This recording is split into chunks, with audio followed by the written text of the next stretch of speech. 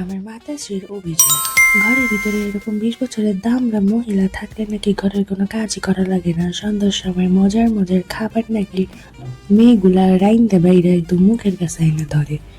এই কথাগুলো নির্লজ্জের মতো এতদিন অ্যাভয়েড করে করে গিয়েছি, কিন্তু আজকে হঠাৎই একটুখানি নাড়াচাড়া মেরে উঠে বললাম স্যুপ মোমো বানাবো। তারপরে দিয়া সারা বাসা জুইরা খুঁজেও একটা চিকেন পাইলাম না। যদিও চিকেন আছে, সেটা আমার মাতাশ্রী আমাকে দিবেন না, তাই আমি সিদ্ধান্ত নিলাম ভেজিটেবল মোমো বানাবো, খানি ভিডিও বানাবো। কিন্তু হঠাৎই মনে পড়ে গেল আমি তো ভাই একটা কাম করতে আমার 200 বছর লেগে যায়। এখন যদি আমি ভিডিও করতে বসি তাহলে সন্ধ্যার খাবার ভোর রাতে খাওয়া লাগবে, তাই ভিডিও করার চিন্তা মাথা থেকে বাদ দিয়ে দিলাম। তারপরে রান্না বান্না শেষ করলাম।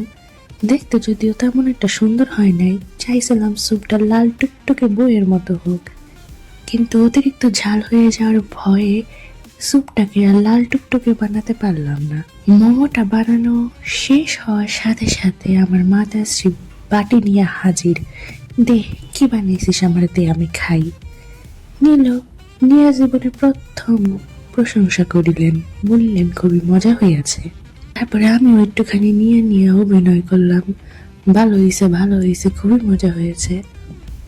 অতঃপর হঠাৎই আমার মাতাশ্রী আমাকে মনে করিয়ে দিল, তুই না বলে ভিডিও করস, তুই না বলে ছবি আপলোড দিবি, যেই কথা ওই কাজ। তারপরে যে খেয়ে আমি খুবই খুশি হয়ে গিয়েছিলাম সেটা একটু অভিনয় করে করে দেখাইলাম সবাইকে। এভাবে মাঝে মধ্যে একটুখানি মাতাশ্রীকে নিজের সুপ্ত গুপ্ত প্রতিভাটাকে দেখিয়ে দিতে হয়।